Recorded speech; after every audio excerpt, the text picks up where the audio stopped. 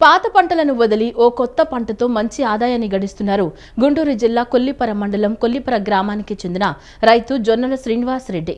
కృష్ణానది పరివాహక ప్రాంతంలో తనకున్న 6 ఎకరాల భూమిలో నూతనంగా ఎదురు బొంగుల సాగును చేస్తూ ఇతర రైతులకు ఆదర్శంగా నిలుస్తున్నారు. ఆయన పండించిన పంట విధానం మనం చూడాలంటే ఇదిగో ఈ స్టోరీ చూడాల్సిందే.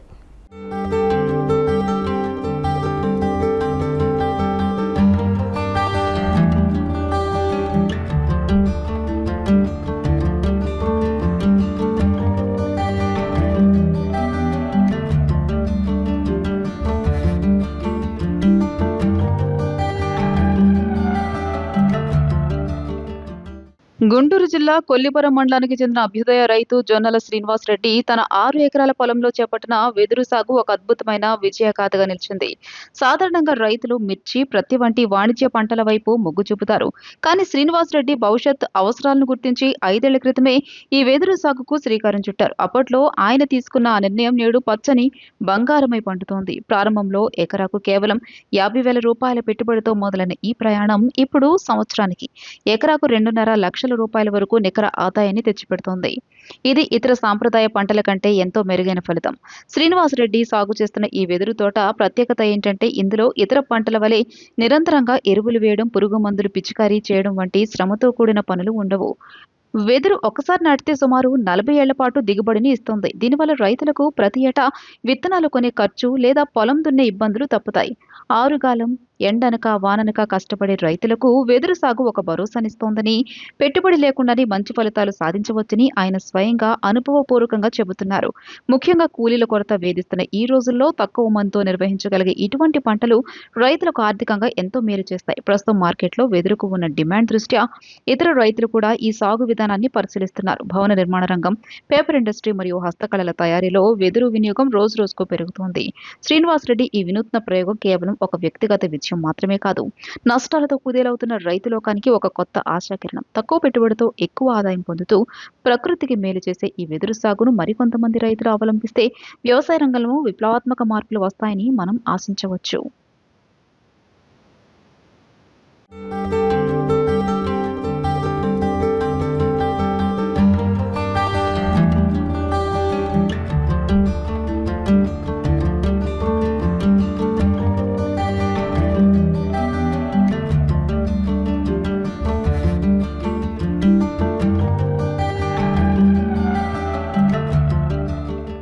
ఐదు సంవత్సరాల క్రితం ఈ వెదురు తోటను మేము ఇక్కడ వేయటం జరిగింది. 5 ఎకరాల్లో మా కజిన్ వాళ్ళు ముగ్గురం కలిసి వేసాం అనమాట. ఇది పక్కన అంతా కూడా కృష్ణా నది ఒడ్డున. మీకు తెలుసు కృష్ణా నది, మేము విజయవాడకి దిగువన ఉంటాం. అంటే మనకి కృష్ణా నది అక్కడ దాదాపు 5 లక్షలు 6 లక్షలు వచ్చి నీళ్ళు వచ్చేస్తూ ఉంటాయి. మామూలు వేయాలంటే కనుక మునిగిపోతూ ఉంటుంది. దాంతో చాలా పంట నష్టం జరుగుతూ ఉంది అని చెప్పి మేము ఈ వెదురు వేయటం జరిగింది. 2021 సంవత్సరం అక్టోబర్లో ఎదురేసామండి. ఇప్పటికి దాదాపుగా 4.5 సంవత్సరాలు దాటింది. బాగా మంచి ఈల్డ్ కూడా అది బాగా వచ్చింది. వేసిన కొత్తలో కొంత మాకు ఫ్లవరింగ్ రావటం వల్ల కొంత నష్టం జరిగినా కానీ ఒక 15% వరకు మొక్కలు పోయినాయి. అయినా కానీ కొంచెం ఒత్తు వేయటం వల్ల సరిపోయింది మాకు.